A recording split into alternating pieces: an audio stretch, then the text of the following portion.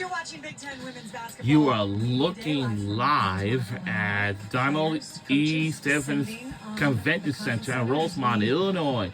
The 2025 Big Ten Women's Basketball Media Day Special, and that's we are welcoming you back, and we will join in by USC Trojans women's basketball head coach, and then after that we will eventually hear something from our women's basketball players. Number one recruit yet again in Jazzy Davidson, and of course the headline story, reigning National Player of the Year, Juju Watkins, will miss this season. And unfortunately, Juju Watkins will be out for the season as she recovers a torn ACL from the last season ago. Great to see you, and I haven't seen you since the news. And our head coach, so let's obviously start like there. usually, is Lindsay Godlove.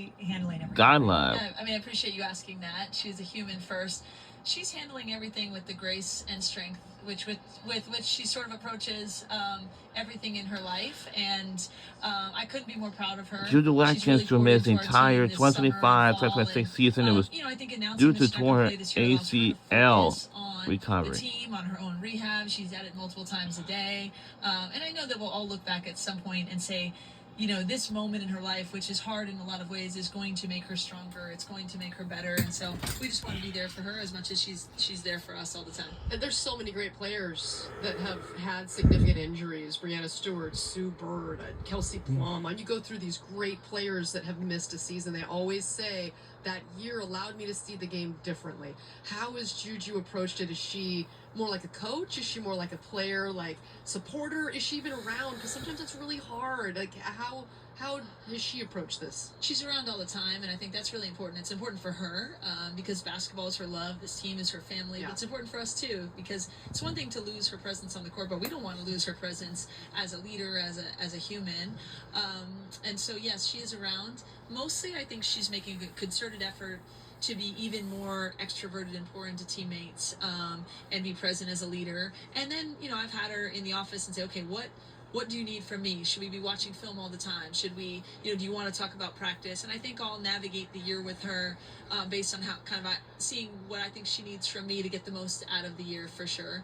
And I do think actually, you know, as many of the ways you can talk about her with her accolades and being the National Player of the Year and a generational talent, I think it's actually reflective of what she's done for this program already, you know, as a 19, 20-year-old, that our expectations remain the same, that what we're trying to do with USC basketball remains the same. Nobody's going to replace her. There is no other Juju Watkins, but she has helped to build something, and I think that doesn't get said enough because she's in the midst of her career. But she's helped to build a program that we still expect to go out and win games and fight for championships, you know, even when she can't be on the court with us. And I think that should be talked about, just the impact she's had on the program nationally and in our locker room. Well, and one of the players who I loved her all last year, was Kennedy Smith. Yep. And I think she made her mark as a defender last year, and the court tilts towards Juju. Well, the court is going to be a little more even now, and more players are going to get shots and things like that. And I love Kennedy Smith. Tell me about her development. She battled a knee injury last year, toughed it out, was one of the best defenders in the conference, especially for a freshman. What's her path like here in year 2 at SC? So you and I both love Kennedy Smith. Okay, good. I'm glad we're on the same page, Coach.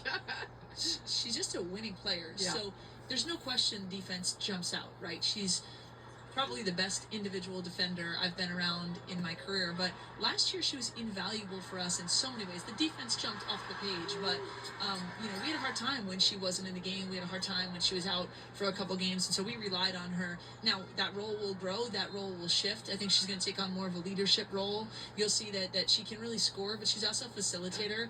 I think she's going to be part of an offense that's really dynamic, and you know, it might be a little bit more, okay, tonight's your night, tonight's my night, but I think she can get a bucket, she can create a bucket, and there's no question on the defensive end. I mean, I'm going to start saying it now. If there's a better defender in the country, I'm not sure who that would be, because she's really, really good. Well, she won a gold medal this summer. The other player you brought here with you won a gold medal this summer in Jazzy Davidson. And you look at, obviously, the #1 recruit in the nation. You know she can do a lot. You look at her stat sheet and you're like, what doesn't she do? I mean, she facilitates, she scores, she plays defense.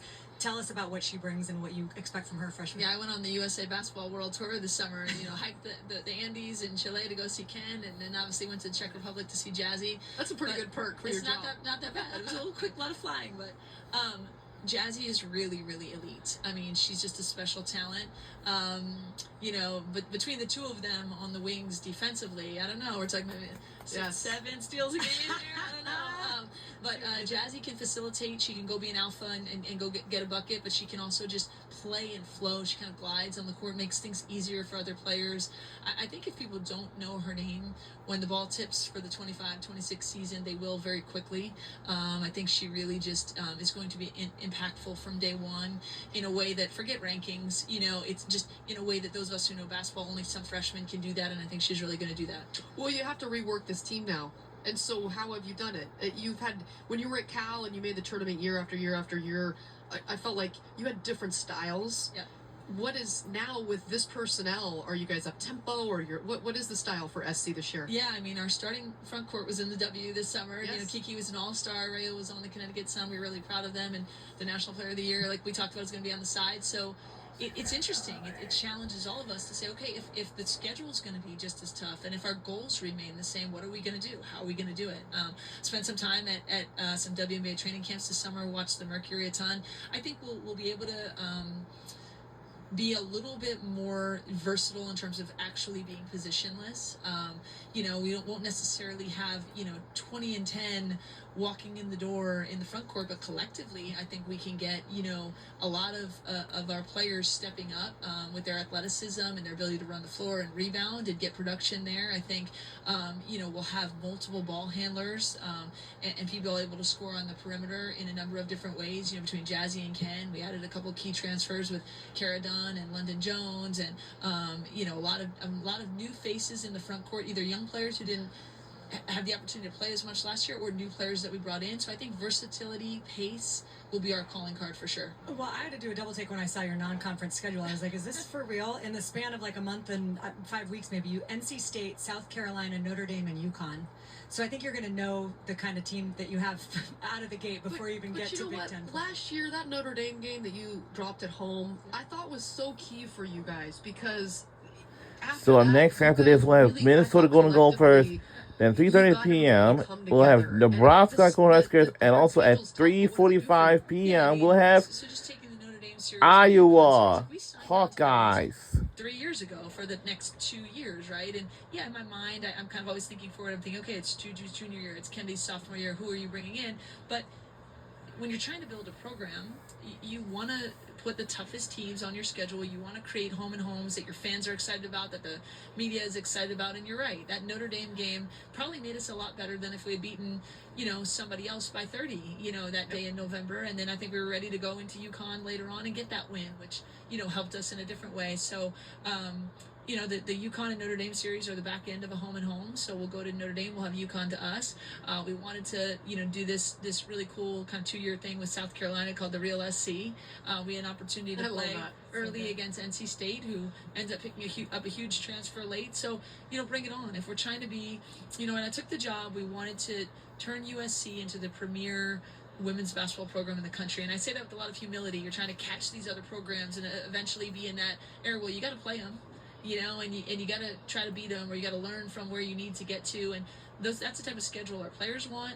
That's what our community wants, and ultimately those are the standards that we want to rise to and surpass, and trying to get where we want to go. Bring it on. I love it. Coach, it is great to catch up with you. Please give Juju our best. I sure will. We're looking forward to watching how this team comes together this year. So many talented pieces.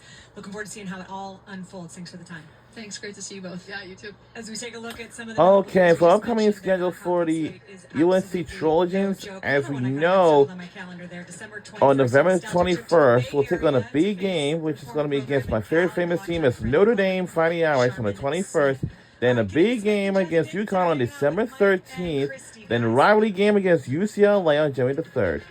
So now let's welcome in our women's basketball players for our USC Trojans.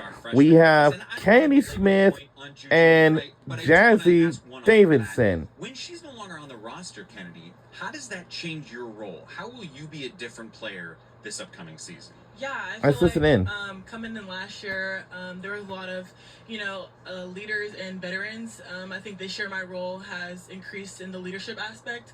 Last year I could, not talk in practice and it'd be okay because we have TBO and Rhea. And I think this year I have to consistently work on, communicating with a lot of new faces, and obviously Jazzy as a freshman. So coming in, being more consistent, and also, consistently having, my defense and, consistently bring offense as well. And Jazzy, your coach did a good job of starting to introduce you to people. But let me ask you this. Last year you won the Gatorade Player of the Year.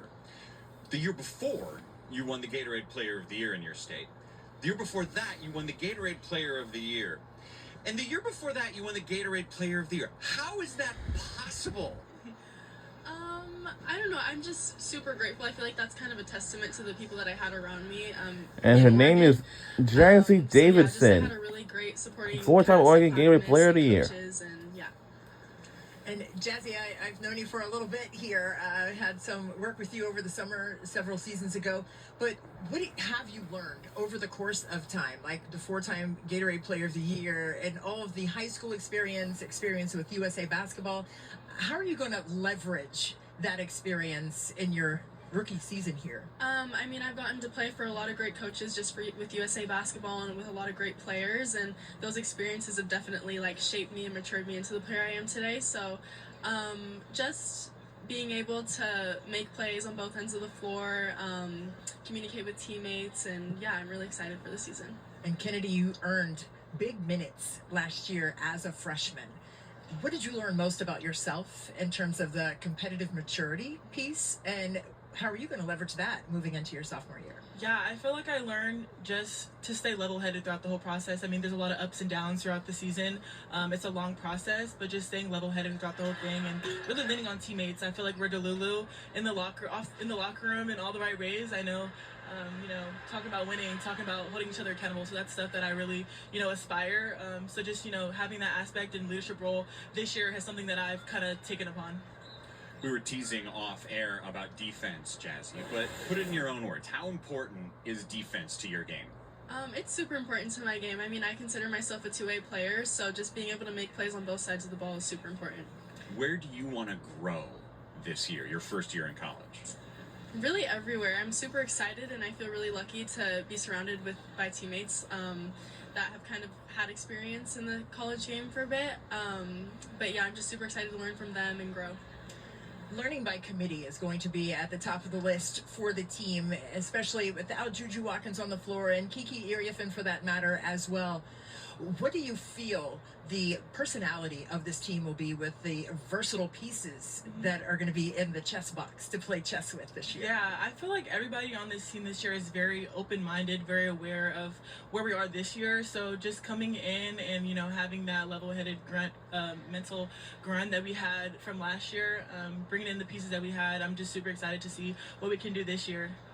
Jazzy, last chance to give any dirt on what Christy was like as a coach. She was great. I loved playing for her. Great coach. Missed opportunity, Jazzy. Missed opportunity. We were a vibe. Both of you, good luck this season. Thanks for giving us some of your time. Thank you. They were the champions of the regular season in the All Big right, Ten. We and now coming turn up to a next, group that won we the will championship have in the postseason. Minnesota It is Golden the Gophers Minnesota women's Golden basketball Gophers, head fresh coach off a and with the 25 women's win squad, basketball including a players T1 in March. will join the Here show for once we Minnesota. return after these messages. Don't you go anywhere.